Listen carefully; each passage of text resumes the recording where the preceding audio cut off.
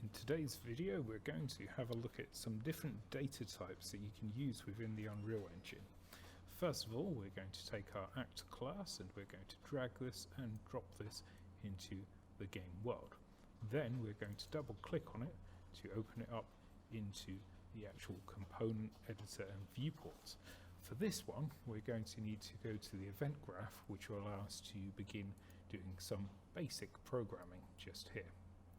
We're going to take this event begin play tab here, and we're going to write some code from here. In fact, what we're going to do is drag out this executable and type the word print, which will allow for a print string to take place and say hello.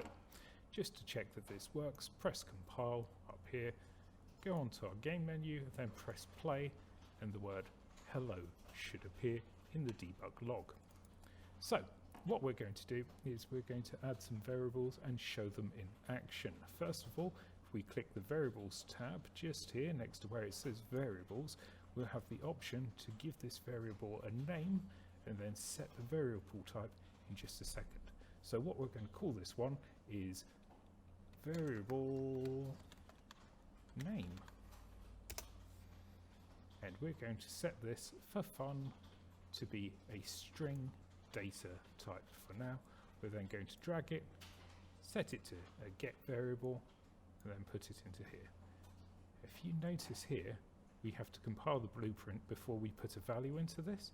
So if we press compile and then give it a name, so we'll call this Bob, press enter, recompile, and then when we press play, the name Bob should appear.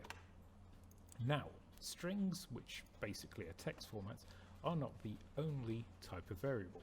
You'll notice that if we click on variable type, we have a multitude of other types of variables. So we have Boolean, which is a true and false statement, a byte, which is an 8-bit number, an integer, which is a whole number, a float, which is a decimal number, a name, which is a short text name, a string, which is a set of words or set of text, a single text, which is localized as a single text string, so basically text which appears just on this variable, a vector, which is the 3D position or 2D position in the world of your character, your rotation, which is the rotation of the object, and the transformation, which is basically your vector rotation and also the scale of the object all thrown together.